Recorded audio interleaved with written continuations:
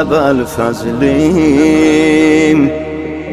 Yaralı sər sipahim, dur ey poşt o pənahim, ucalı bər şahim. Qardaş, əbəl fəzlim, hamını gözdən atmısan, yaralı yerdə yatmısan, dilimdə qaldı əllərim, Hüseyni sən qocaltmısan. Gəlmişəm göz yaşlı qardaş, başın əllərdən alam, aç gözün dur qoyma bu leşkər içində tək qalam. Bu nə bəxtdir yatma dur ey saqiyi əhli hərəm, müntəzirdir həm rubab həm əsqəri məhşab bana. Qardaş, qardaş, qardaş, qardaş, qardaş, qardaş, ay qardaş, qardaş.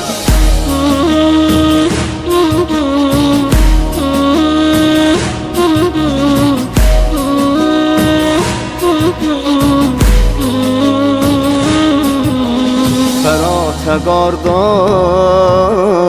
yolun düşübdi, ələm yatıbdı, qolun düşübdi, sağın düşübdi, solun düşübdi. Sənin qəmində hərəmlər ağlar, xali məhşər ələmlər ağlar, yazandan o hər qələmlər ağlar. Ey mənim qəmalər aslanım, uca boy qardaşım, ayrılıqdan gör necə qanə dönübdür göz yaşım.